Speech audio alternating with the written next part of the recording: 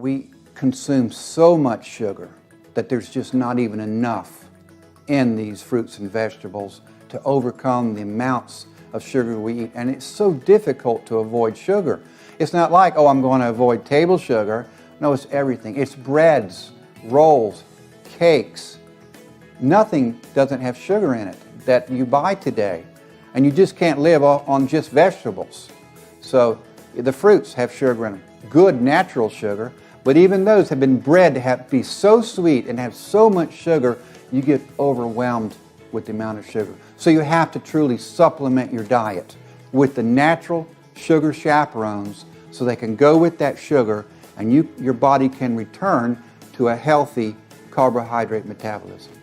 An article came out in Scientific American that said, Alzheimer's is type 3 diabetes. So here's the picture. If you take sugars, refined sugars, by themselves, your body thinks it's a poison.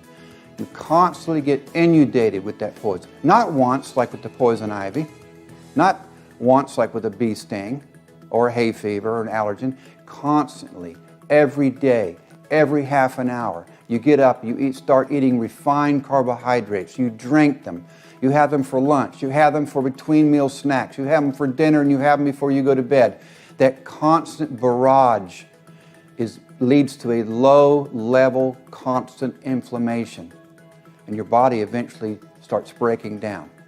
Very similar to smoking cigarettes. Not everyone who smokes a cigarette gets cancer. That's certain. But a lot of people do get cancer from smoking cigarettes, and this is very similar. Not everyone who eats refined carbohydrates is going to get diabetes, but a lot of them do. It is the major cause. So if this happens now in adolescence, you get type 2 diabetes and acquired diabetes.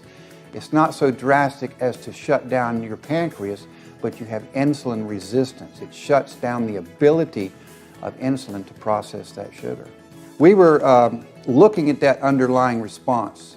As we looked at diabetes and weight management, we saw what was going on.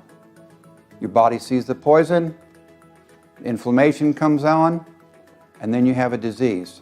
So we found out these sugar chaperones shut down that inflammation, and they reroute the sugar to keep it out of fat tissue where it doesn't belong and put it into your muscles and your brain tissue. Your brain, by the way, can only live on glucose. That's the most simple sugar. It can't live on anything else, just sugar. So we help that process along where it should be. So you take sugar with sugar chaperones. This is normal. You have normal carbohydrate metabolism. That's what we're talking about. By the way, is what the body does to all poisons. It tries to put it in fat tissue. So if you take too much mercury or lead, it goes into your fat tissue. It's just trying to isolate it, get it out of the way. That's the main purpose of insulin, is to take sugar and put it in fat tissue.